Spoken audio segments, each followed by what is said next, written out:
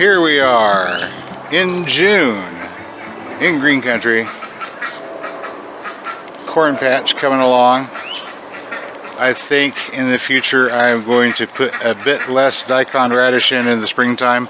I think we actually choked out some plants with daikon radish. Try to save that for maybe fall soil conditioning. Mixed it up with the winter wheat. Speaking of winter wheat, oh, pardon me for a moment.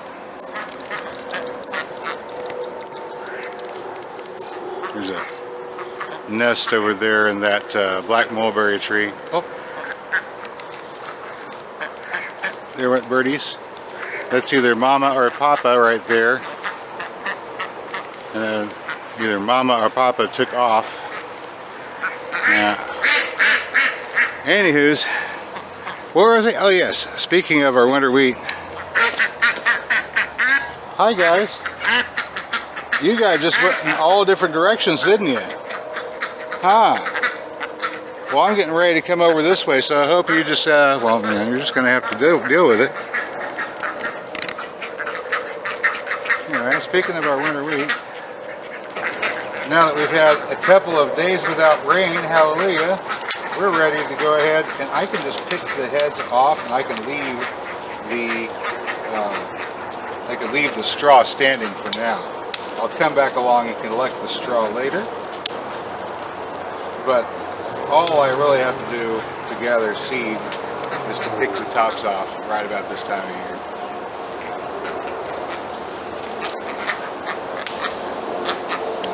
If I had a little bag or something to throw that in, I could do that and just drop this stuff here. Now, if I do this, the ducks are really going to get the idea that this is supposed to be food. They've already started nibbling on them. They don't bother the plant, the wheat grass, after it gets a certain size. They'll eat it when it's, really little, immature. But once it gets a certain size, they'll bother it. But once it produces a seed worth eating, they'll start to trample it down. And indeed, one doesn't have to look hard to find examples of their handiwork. So it would appear that my grand scheme to grow surplus wheatgrass over here on the side for seed for the next cover crop may be set back a bit,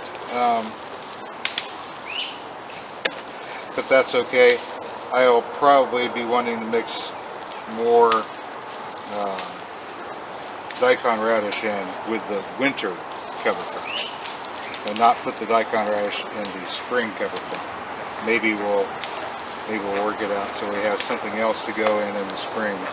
Perhaps a short-lived but cold weather happy legume of some sort. Chickpeas, perhaps. Chickpeas like cold weather. They're short season. They're very, very quick to grow. But this is actually what I wanted to do today's video about. This mess right over here.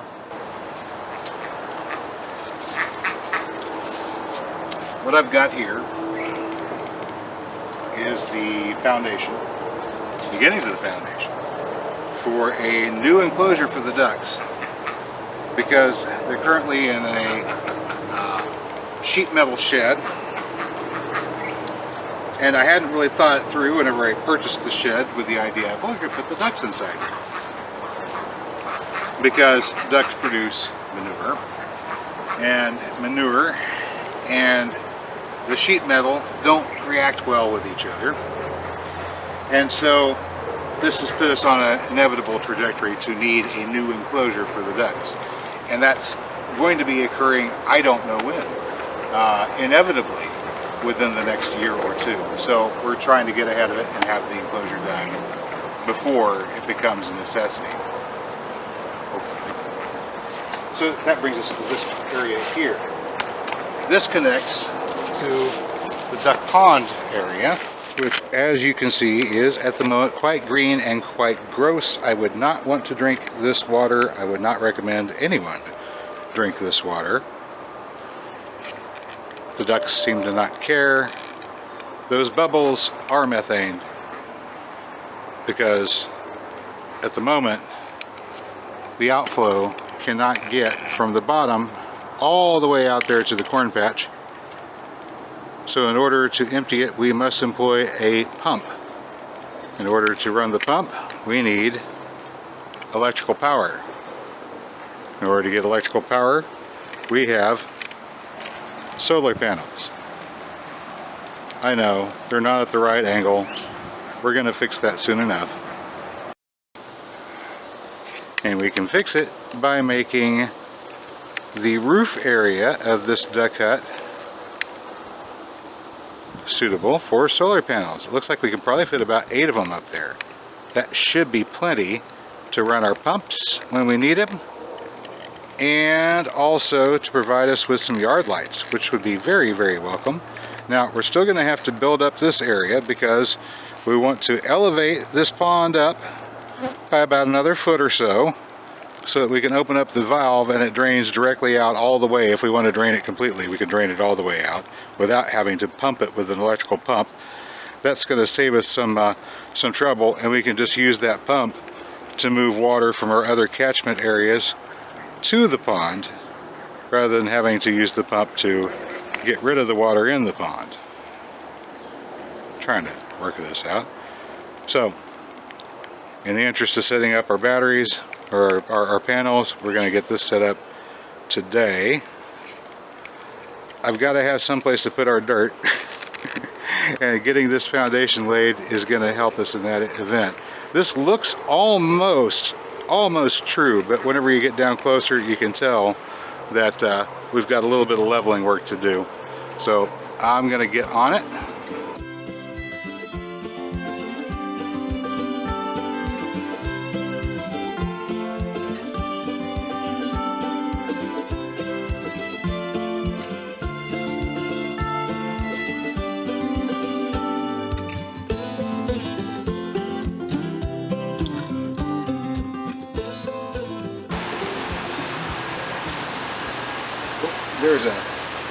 There's a strainer on that. That's a half inch line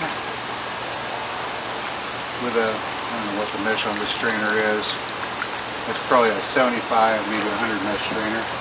We're going to drop that down at the bottom of the pond. You see that bubble? Yeah, that bubble wasn't air. That was methane. Duck poo. It makes it. We're going to get this pond all the way drained today, and we're going to make use of some power tools. Solar power tools, to be exact.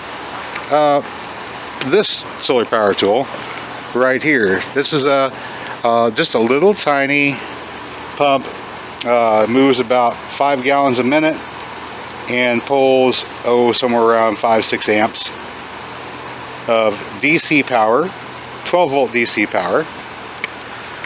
And so we've got, what is that, 300 watts.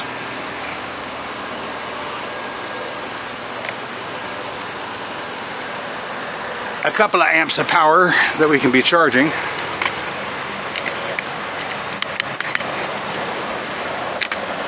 And over here we've got it outside of the battery box. Here's our new charge controller. I was working with a different charge controller previously and not having any success at all at getting it to function.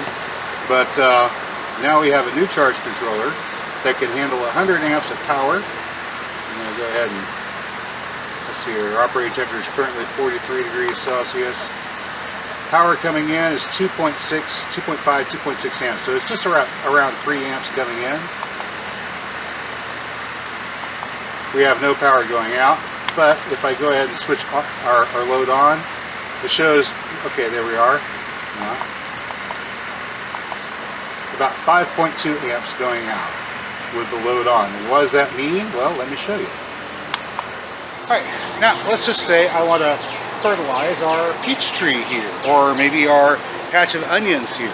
All I need to do now is connect that pump to this hose,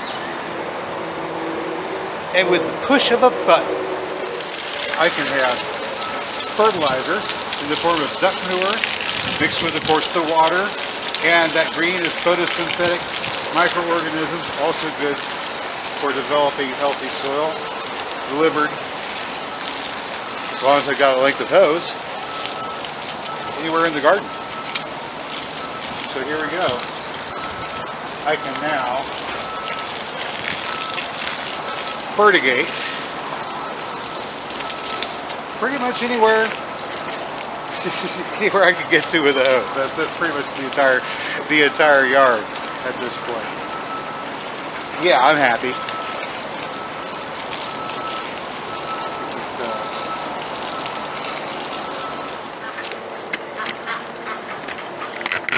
All right, we're going to keep an eye on this pond here as the level goes down. Hopefully, yeah, I mean, it's coming down pretty quick.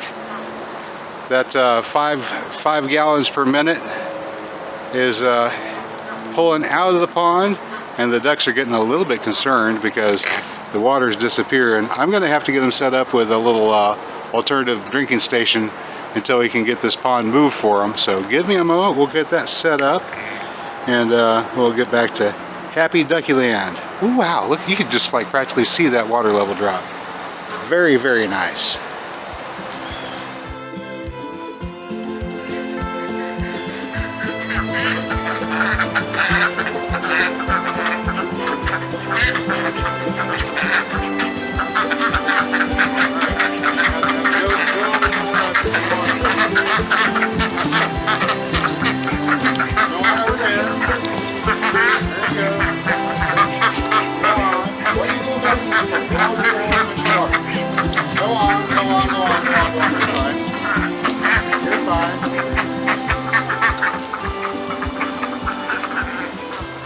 There you go.